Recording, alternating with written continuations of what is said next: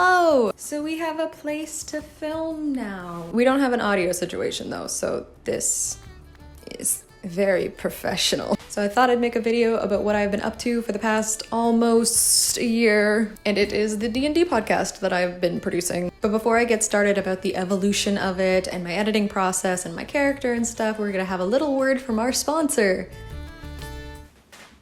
Take it away! Hello! This video is sponsored by Disney Emoji Blitz. Disney Emoji Blitz is a 3-match game unlike any other on the market. There's so many different emojis that you can collect, like Disney, Pixar, Star Wars, and I just found out that there's Kingdom Hearts emojis. Like, you can get Sora and Aqua, which is so cool. And you can actually use the emojis that you unlock in the game in your messages. And every emoji has its own unique power-up that you can use against some of the Disney villains, like Sora is good against Maleficent. I'm really obsessed with the Sora emoji, if you can't tell. So the giveaway from my last video is still going on, so you could win these pair of Mickey ears. Wham boom bam, it's gonna be happening until this date. All you have to do is download Disney Emoji Blitz, have fun playing the game, not the worst step in the world, then screenshot yourself getting to level 10 and send me that screenshot on Twitter and put this hashtag on it so that I can find it later. Momo Mickey ear giveaway. I'm pretty sure. You can use the link down in the description to download the game on your mobile device or tablet, and that is a creator link, so if you use that, that'd be dope. Can I help you? Hello again. Give me 2 seconds, then we can go cuddle, okay? Meow. Meow. Lucy, what's your favorite emoji? She says she likes the mouse from Dumbo. So thank you very much to Disney Emoji Blitz for sponsoring today's video. I don't know what else to say. What a wonderful word from our sponsor. So this all began when I was trying to get into D&D podcasts. I was playing a private game with my friends at the time, and I can't get into D&D podcasts. I'd really like to, but I just can't. Reason number one, they're a lot. Like, most sessions are like 4 hours, and in that time I'll usually like go to the bathroom or make a cup of coffee, or my brain will start focusing on whatever it is I'm working on with that in the background. And I can't do that for like story content. Like, I can do that for most podcasts. Like, there's plenty of stuff that I listen in the background, but when it's a story, I want to know what's going on. You know? I did watch a lot of Critical Role. They are all professional voice actors though, and I'm still not caught up, and I don't know if I ever will be, because even that is still a lot. I did really like Dimension 20. I like that most of their content is like short form storytelling so that you don't need to dedicate a portion of your life to it. And I really liked their use of sound effects, but because I was just looking at a bunch of people at a table, I still felt disconnected from the story. And even when I was listening to Critical Role, I found it a lot easier to pay attention and be immersed in the story when I wasn't watching the video, but instead I Googled a picture of the Mighty Nine and would just look at the Mighty Nine while listening to the podcast, because I wanted to be able to picture their voices coming out of those characters and not just people at a table. I'm very pretentious. This is the point. And when I was younger, I used to fall asleep listening to these CDs called Classical Kids. All of the CDs featured classical music, but they would make a story to go along with the classical music, and it was kind of like an audio drama. Like, they had one with all Vivaldi music, and it was like this mystery where this orphan moves to Venice, and there's like a riddle written in a violin. What do you want? My name is Katerina. I'm a new student here. Come in. They had one for the magic flute, but it's about a girl that gets like transported into the world of the magic flute opera. What is this place? Help! Help! Who are you? Prince Tamino! Quick, behind those rocks! The dragon is after me! Oh my gosh, he must be 100 feet high! Quick, whack him with your sword! It broke! Watch out for the fire! Help me! And it was all like diegetic. I went to film school and I can never remember if it's diegetic or non-diegetic is the in-universe sounds. And I remember I would be able to fall asleep to these CDs at night and like picture a movie of it in my head. And whenever I was trying to get into D&D podcasts, I was always thinking that I wish that there was a D&D podcast like this. This was all I wanted. It's just the D&D version of this. And then one of the members of my private D&D game said, hey, we should turn this into a podcast. And I would just like to take this moment to thank my friends because I am a visionary. And by that, I mean I am a creative with very poor communication skills. So I'm sure what they meant by that was just, hey, let's record our sessions and throw them up on the internet. But my brain went, what if we did something that's never been done before? And they just rolled with it. So thank you for sitting through my many mental breakdowns. And I just want to clarify something. My motivation behind saying we're not like other D&D podcasts is not to put down other D&D podcasts. And I'm also not saying that there's no other D&D podcast out there like what I'm about to talk about. Like, I didn't invent the audio drama.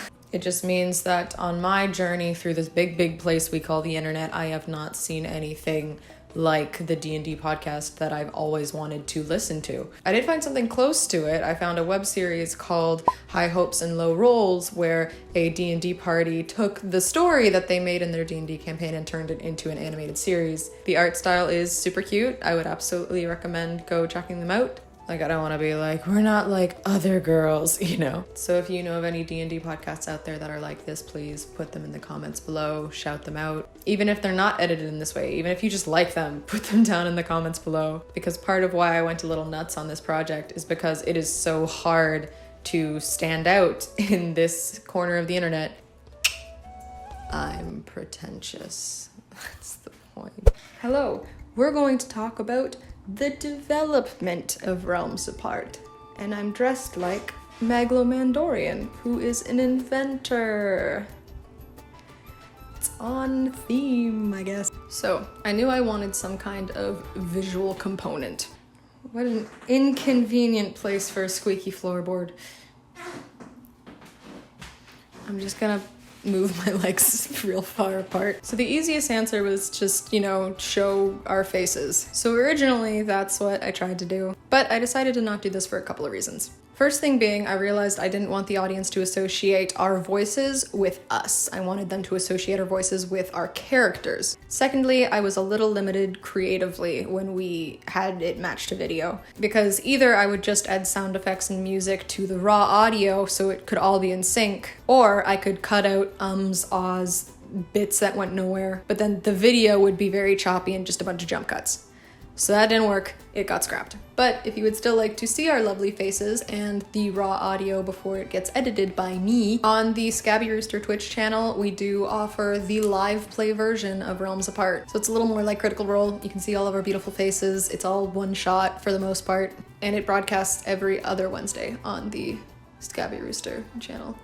Go follow the Scabby Rooster, by the way, because they handle all of the Twitch streaming stuff, and they're incredible and great and so talented. Oh my god. Then I thought I'd lean more into what I did with Critical Role, where I would want the audience to be looking at the characters' faces while they were talking so that they'd associate the voice with the characters. So I had just a plain parchment background, and then I would just put our character art done by the incredible Salix on Instagram on the screen while the characters were talking. But then there was still a weird disconnect because, like, Megalomandorian would be yelling and swearing and being angry, and his character art was smiling, so it didn't really work.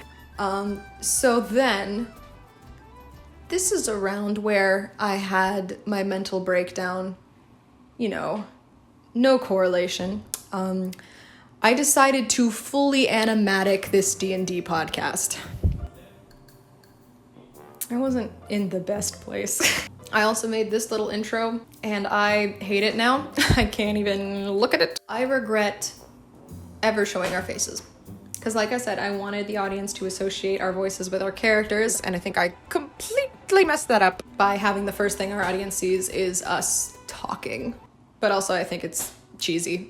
I knew that getting into D&D podcasts was incredibly hard. I knew I wanted a visual component to it that tied people to the story. So I took Salix's character art, with their permission obviously, and I made backdrops and I photoshopped them in Photoshop. Of course I photoshopped them in Photoshop. And I photoshopped them to look like a storyboard for an animated series. And even though this was fueled by like bad brain juice, I don't necessarily regret it. I think it's a novelty that makes us stand out a little bit.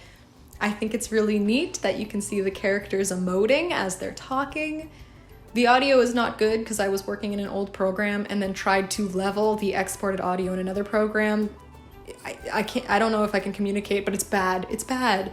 It sounds like it's swimming, but I think it's pretty neat that the first 17 episodes of our D&D podcast is essentially an animated series, so I don't necessarily regret it. But I did get burnt out.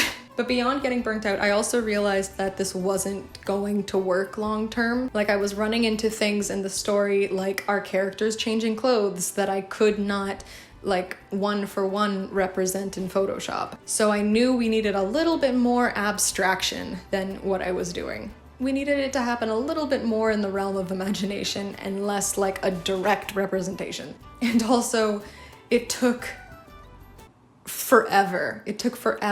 So I admitted defeat to my group. Like, I was reaching the end of me being able to do the animatics because I was getting so burnt out. And then in came my hero, the Azrai, who plays Calder Grail, little pirate boy. So they ended up making a set, and they used lighting to convey different moods and locations. Like, I'm pretty sure what I have is like rain, cavern, crowded tavern, daylight, and I love it. They said they were inspired by like search and find, so you can see like little character details in it. But also it's perfect for just having on in the background. It has like a lo-fi beats to study to vibe. It has the perfect amount of abstraction, so it still aids the imagination, but it is just that, imagination. And it made my job for visuals as easy as just dragging and dropping. And because of that, I was able to focus more of my energy and time on just the audio, which is the way most people were listening anyway, like on Spotify. But then when Azrai sent me these visuals, I realized that there's like a talking bit at the beginning of the audio where we're all just talking before we get into character and stuff, which I kept in because I wanted the audience to know this is still just a bunch of friends sitting around a virtual table, and I wanted the audience to like feel that energy before we started telling a story, you know, because I think what makes this story so important to us is we're telling it with our friends, and I wanted to track that as well as the story of our characters, you know? And it kind of like eases them into the story a little bit because Nox has us like meditate before we enter the game, and I've kept in a couple of those. Anyway, so I couldn't use Az's set for that because we hadn't entered like the world of the game or whatever. So I ended up taking some footage of just my desk to show it's like we're still in the real world. And then once it's time to like get into character and stuff, I have this new intro, which I love. I like that it helps the audience associate our voices with those characters and what they look like. I like that it sets up the stakes and the motivations of each character. I think it looks pretty professional, even though with just me in After Effects. But anyway, then I cut to Az's set, and they open a book, and it's supposed to signify like we're beginning to tell a tale, and then they close the book at the end. I love the book transition so much. It reminds me of like early Disney movies. Big fan. But now that we had these new visuals, in the time I was doing the animatics, I had learned like a whole new audio program. I had learned things that worked and things that didn't. I learned how to level audio properly, which is another thing. And so me being me took this as an opportunity to re-edit episodes I had already edited. I don't love that I do this to myself. Anyway, so currently where we are at right now, a point that I am happy with Realms, is we are re-releasing some of the earlier episodes with Az's new visuals so that when people binge later on, they can have like a consistent experience with properly leveled audio. And so after more than a year of development, I have turned my friends and mine D&D sessions into the D&D podcast that I had always wished existed, and I am proud of Realms Apart. I am happy with the way that it is now. Ta-da! don't know what else to say. I think I'm done. Hello. Now we're gonna talk about the process. And I'm dressed like our party's bard, Illyri, cause the creative process. Oh, I should have had like 2 little buns. That would have been cute. Well, life's not fair, isn't it? My wig also probably will slip a bunch, and that's just the reality that we're both gonna live with. So, step 1, we all meet on our Discord server, and we all record our own separate audio that the Scabby Rooster team uses, but I'm impatient. So what I primarily use is a Discord bot called Craig. He's a little beaver and he pops into the recording and goes, boop, boop, now recording. And what I like about him is he records all of our audio on separate tracks, which is very helpful for things like if we talk over each other. I end up getting like twice as much juicy dialogue because I can separate when we talk over each other, and wham boom bam, we have 2 great lines that could not be heard the first time around. Also, like, if somebody sneezes, I can just take out the sneeze, and it doesn't mess with, like, if somebody was in the middle of talking, which is what I had before. I was originally recording my computer audio, which meant that if we talked over each other, it would be all one track, and also if I forgot to close Facebook, you'd hear Facebook notifications. I think there's still a couple episodes that were earlier edits where you can still hear notification noises. I'm sorry. So I wouldn't recommend primarily using Craig, partially because my D&D party, who understand Discord better than me, make jokes about how he is selling our voices, but also sometimes Craig will cut out. Sometimes he'll get a little tired. And I still use my desktop audio backup for when that happens. So don't just use Craig thinking it's gonna record the whole way through, but it is very helpful that as soon as the session is done, when I'm still riding that adventure high, I can download and get to work right away, and I don't have to wait for everybody else to like upload their audios and stuff. It would probably sound better.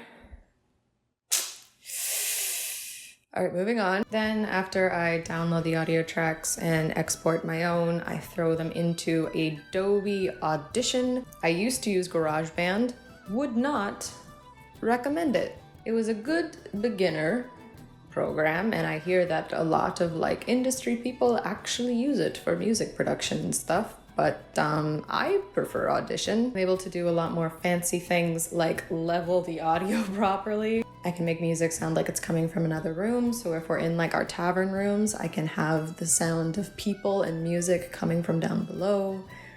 Ambiance.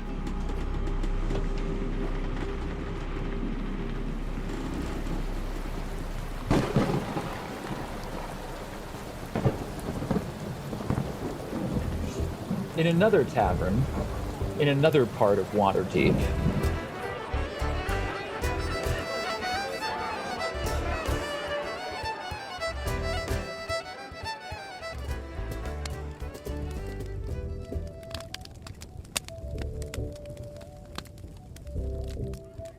Maglo, you have been barely sleeping. There were a lot of things that I had to do manually in GarageBand that are a lot more automatic in Adobe Audition, so it sounds better there.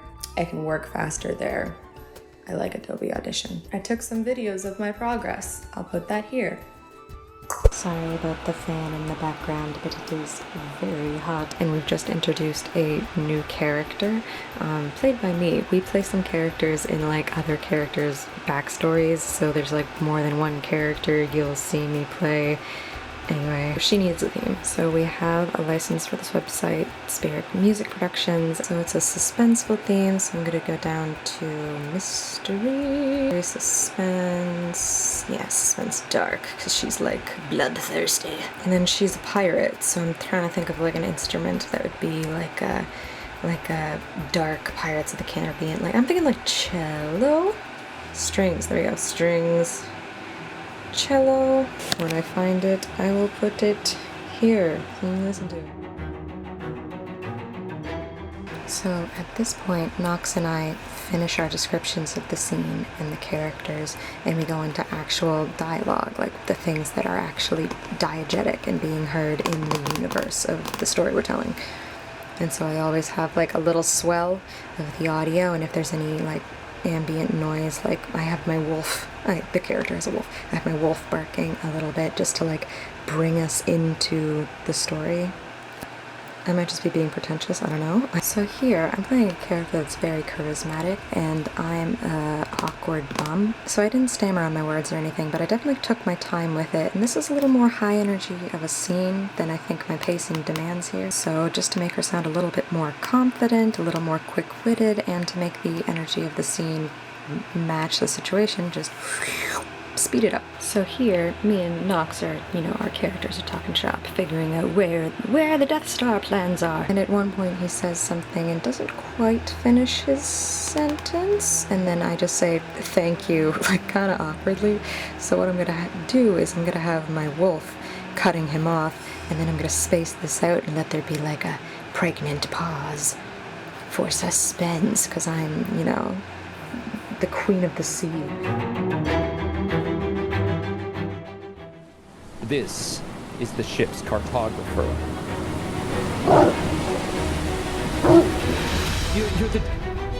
You're the devil of the Kraken's kiss. I will tell you what you wish to know, but this is just a mercantile vessel. Why don't you tell me where the maps to the elven ritual sites are, and then maybe I'll consider letting you live. My research? It's just historical. Of course, they're in the captain's quarters. There's a small library there. You can find everything on the shelves. It's. Thank you. You let me live now, right? I'm gonna pull my sword back. Oh, let me consider it. And then I jab through the chest of this man.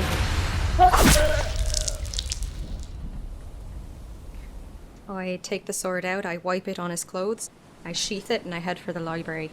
So now we're introducing Matt's character, who's like this, he's a goblin based off William Dafoe from The Lighthouse. So we went for movement style bouncy with some accordion because he's a silly little, like, I want to feed him spinach. The songs are a little too cheerful, and he's like a grouchy goblin, so I added Mr. Suspense. Their other eye, which isn't covered, is graying. Are you not gonna eat him? No! Well, get him on board. I'm hungry. I need something to eat. Hello, it's morning time now. So we've just entered a new scene here, and all of us are describing like what we're doing and what we're up to, and then Nox goes on to describe the room.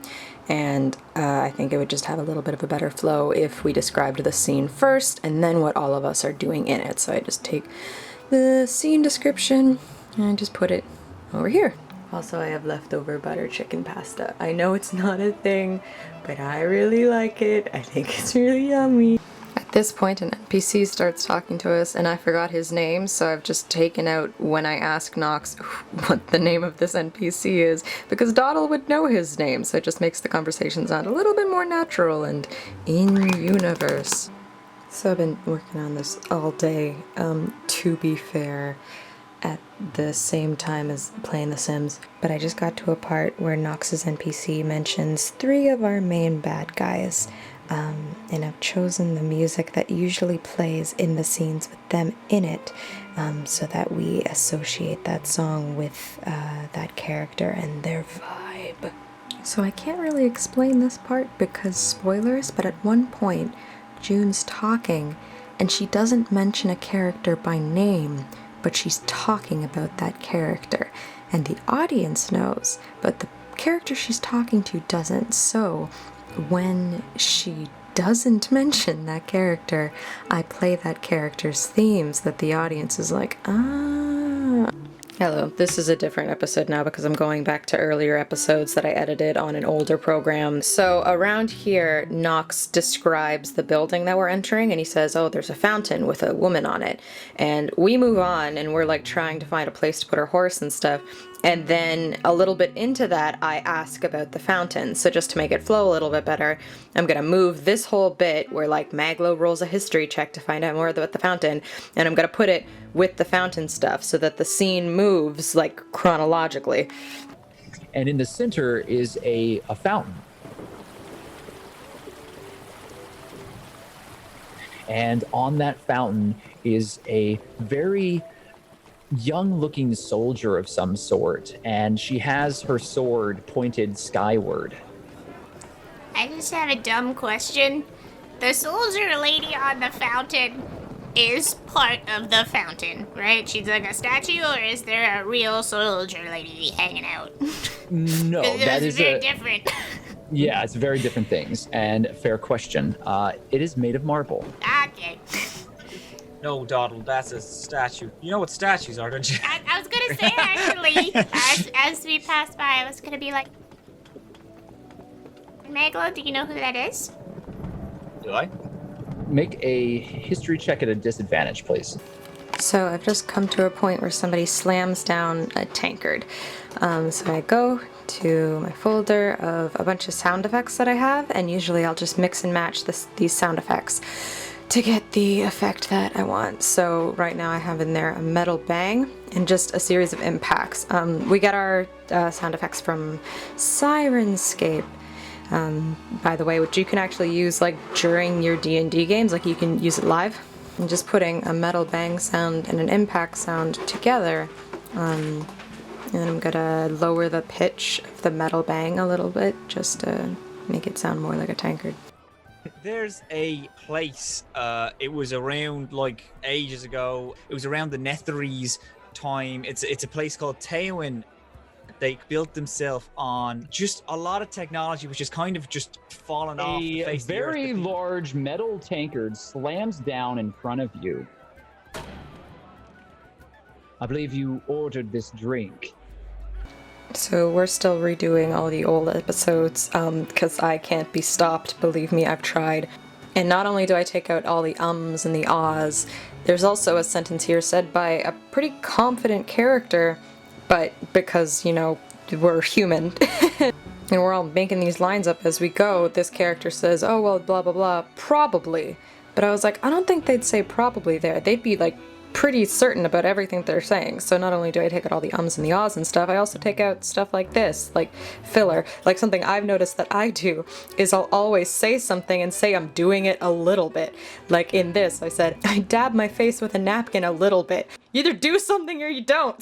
So I take that out to make it sound more like the narration of an audiobook or dialogue from a TV show, because a competent character would not say probably. Then after I work my way through and edit, throw that into Adobe Premiere, and then while I listen to it for the first time, just to like save time, I'll listen to it as I'm adding as is visuals, which is very satisfying. Feels like I'm adding icing on a cake I just baked. Don't think that really works as a metaphor though, because when you put icing on a cake right away, it like melts and looks terrible.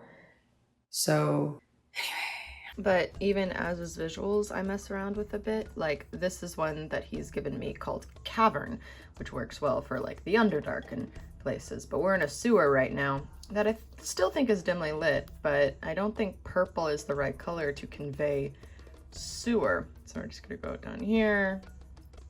You. Yeah. Let's get some greens in there. Yeah, that's looking gross. Then I export it, throw it up on YouTube. There's a whole Google Doc that's available to Patreons right now where I'll put the audio file so that Fabienne can upload it to Spotify when it is time. And I can't wait for you guys to see the creativity that not only I, but everyone else in this group has put into this project. Like, we've written original music for this project. So have you ever whom I just read? There's graves and there's gold. Az has made some incredible artwork. Salix's art is amazing. Nox is an incredibly talented DM. Piper runs our social media. Matt helps out with our Discord. You wanna see what Fabienne made me for Secret Santa? So in the game, Doddle's spellbook is a cookbook, and she made it for me. I think I'm gonna get like sticker paper, because it's all parchment in there. I think I wanna get like sticker paper and print out recipes from Pinterest and put them in there. Az actually made me like a layout for it. I'm very excited to use. Yeah, I'm really proud of what we've put out there now. Except episode 6. I don't like my edit in episode 6. I don't know what else to say. Which is a shame, because I think this is my cutest look. Okay, so now we're gonna talk about my character. I play a character called Dawdle, also known as Dodalia Duvasfir Telquissar. They are the same character. So Dawdle is an elvish princess that was transformed into a goblin. From the island outside, heir to the throne of Taylor.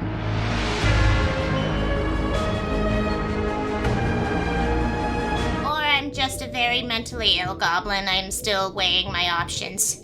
I wanted her to have like Disney princess vibes and be able to just do a dumb goblin voice once a week because I find them really fun. Well, thank you. You said your name was Dawdle, it's a pleasure to make your acquaintance, and I hold out my hand. Dawdle. I am Tamara Woolchrist. Madam, I was just here to inquire if there is an entry-level, short-term position in your kitchen. You're looking for work. Mm-hmm.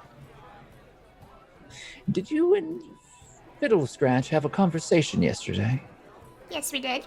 And was it decided that you would be undertaking a certain quest? Yes, when I said short-term, I mean incredibly short, as in, like, the next 20 minutes.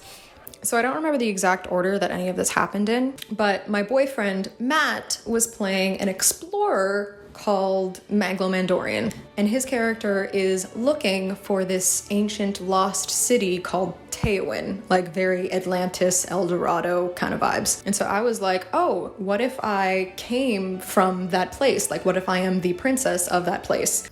Hawk tosses a meat pie towards each of them. Oh! Thank you so much. I appreciate the kind gesture. I'm afraid I don't eat meat.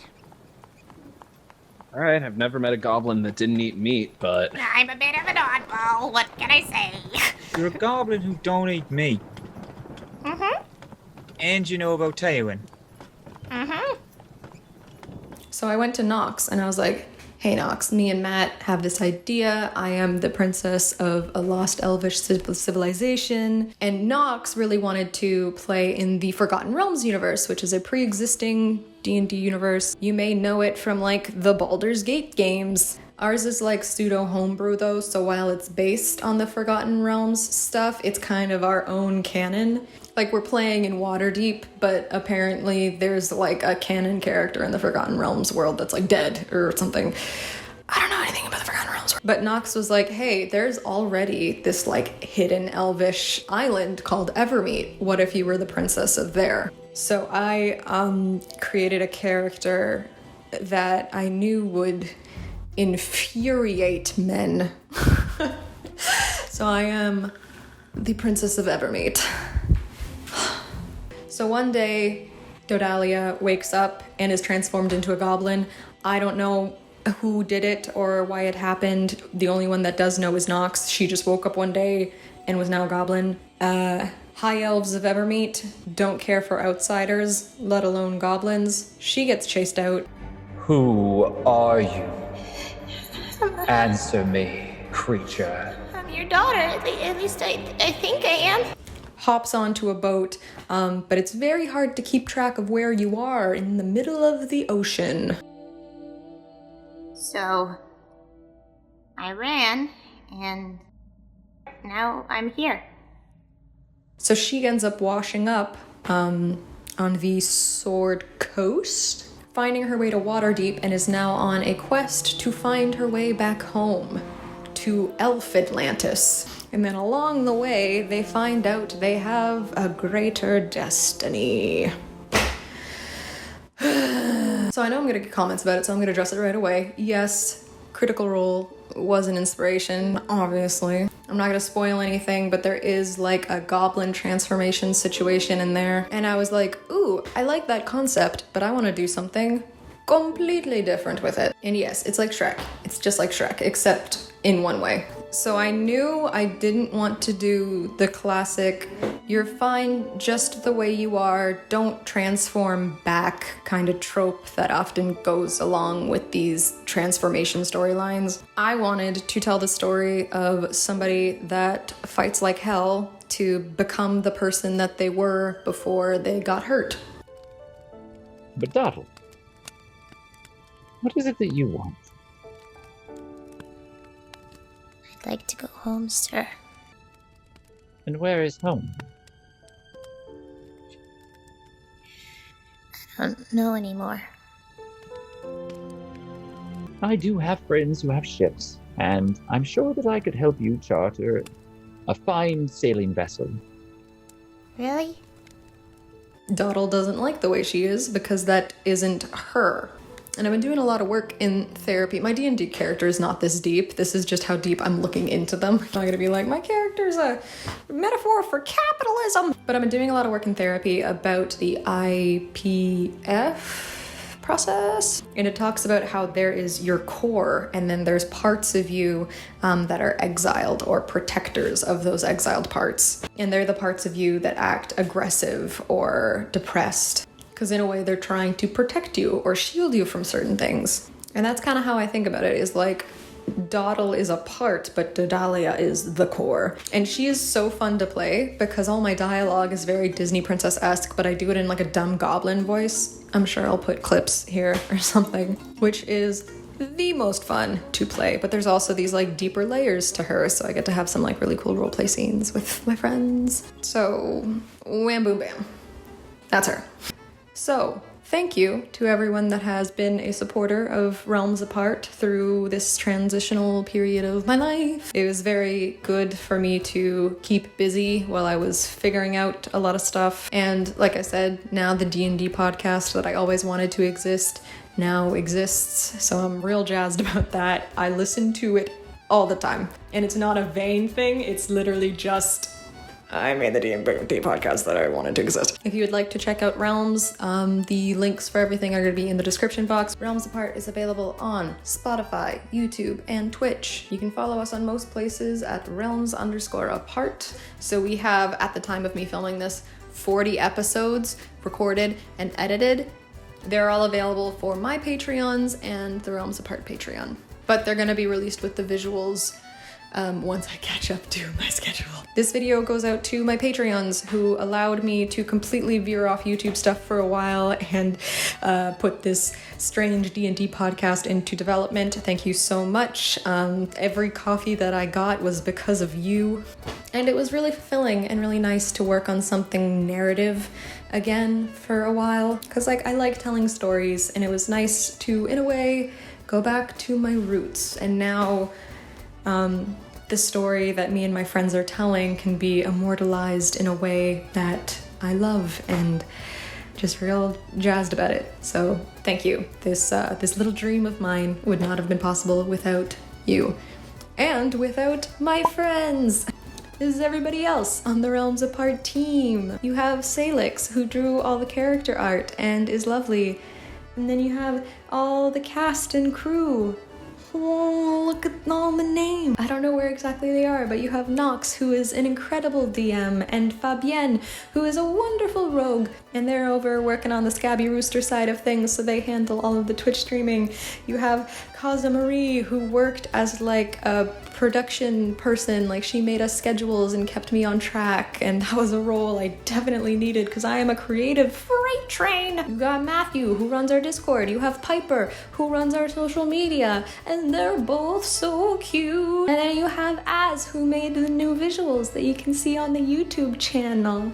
And he also draws art of us sometimes, and I love it. It makes my heart sing. It's like my exact favorite kind of art style, where it kind of looks like Disney concept art.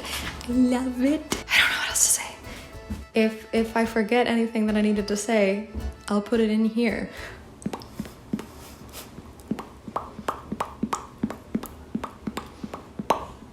Oh, thank you to our sponsor. Thank you again to Disney Emoji Blitz for sponsoring this video. I don't know what else to say.